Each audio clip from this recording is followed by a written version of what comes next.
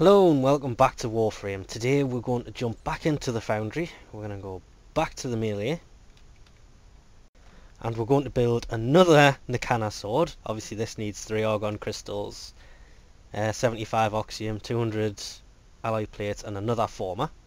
You don't have to do this part for building what we're going to build next. So once that's done, you just click claim and there is your Nikana sword. This is where it can get, it's not really weird, but it gets better. Because you go into melee blueprints, and there it is, the Dragon Nikana blueprint. It was in the marketplace, the Tenno lab. It wasn't originally, then they added it to the Tenno lab, then they removed it and replaced it with this blueprint. So this is basically upgrading the Nikana. That's the only reason we built the second one. So we have them both. So we can keep our Nikana, and you don't have to do that, you just get the normal Nikana to 30 and then you can upgrade it to this one, and it's going to take up the same weapon slot, so you don't have to buy a weapon slot for it, and any mods that are in it just get kicked out. Now I already have this blueprint, so I'll head over to the foundry. There it is. It takes 1 argon crystal, 75 oxium, and of course the sword you just used. It's 5,000 credits, so it's not even that much of an upgrade, and takes 12 hours. The biggest problem with this is the Dragon Nikana is mastery locked to mastery level 8. I'm not quite sure why it's so high of a mastery lock. There's not that many mastery level 8 weapons. If any, this could actually be the first. But it is nice, it does a lot more damage than that, so we'll click build. There's our level 30, which we have equipped. It actually says it's equipped with the little symbol here in the corner. There's the unranked one. Select that. Are you sure you want to build? Yes, and away it goes. 12 hours. And there it is, done. Claim. And over to Arsenal. And there it is, equipped. Actually looks pretty cool, to be honest. And what the... Ooh! It comes pre-dangly, look, at the bottom. That's without adding what, does the normal one have that? I don't know on that one. Upgrade comes with exactly the same polarities the normal one does, but does a lot more damage. You can tell the two apart mainly by the stripe down here, so I like that. It's a nice little touch. And yes, this dangly thing is just on the dragon. I still don't see why it needs a mastery 8 though. I mean, this is going to have to be one extremely powerful weapon to justify a mastery rank 8 to be able to use this. Okay, so this weapon is actually, I love it a lot. I, however, just had the stalker come after me. Yes, this is the beginning part of the map. This is where he came afterward. 10 seconds after spawning in, which I thought he couldn't do for 120 seconds after the start of a mission. And he pinned us against a container and meleeed us to death. He literally, if I had hit him once more, he would have been dead. So I'm completely gutted. Goddamn sword. Why didn't you save my life? But anyway, it is really, really nice weapon.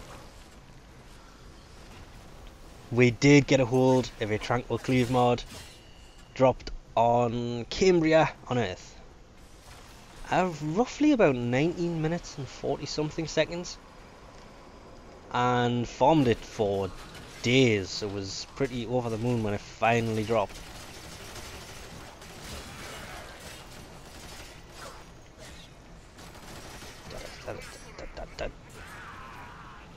Counter bitch.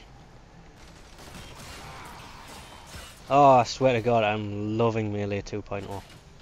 I like the fact you can unequip weapons after getting owned by the Stalker. I don't think I'll be doing that again.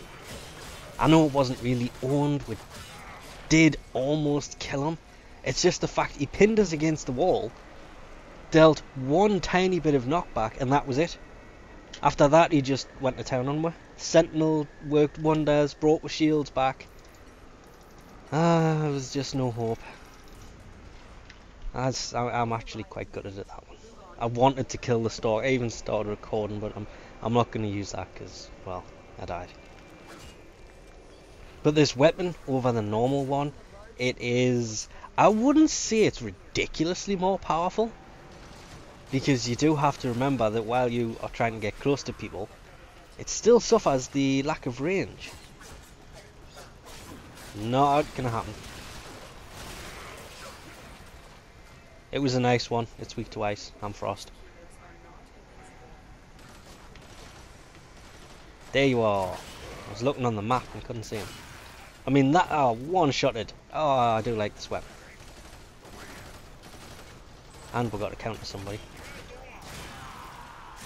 I mean, even without charging it, because I am running around with the charge equipped, it's still killing them pretty easily. We did put an element onto this weapon, which is probably why we didn't end up killing the stalker quick. That's really got me gutted that. He just pinned in a corner. I was so close to killing him as well. I would have made such the better video than this. No, you don't.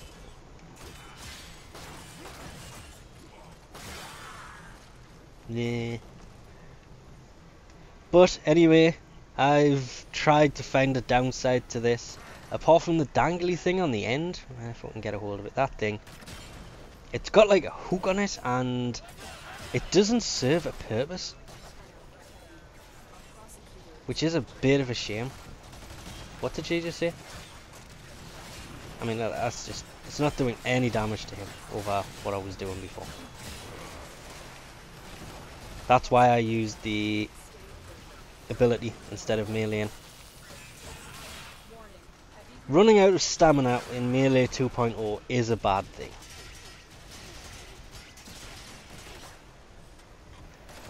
Son of a bitch. I'm trying to recreate that counter we did earlier. But anyway, we'll leave this off here for now, otherwise this will go on forever. Thanks for watching, and I'll catch you next time. I'm so addicted to Melee 2.0, it's ridiculous.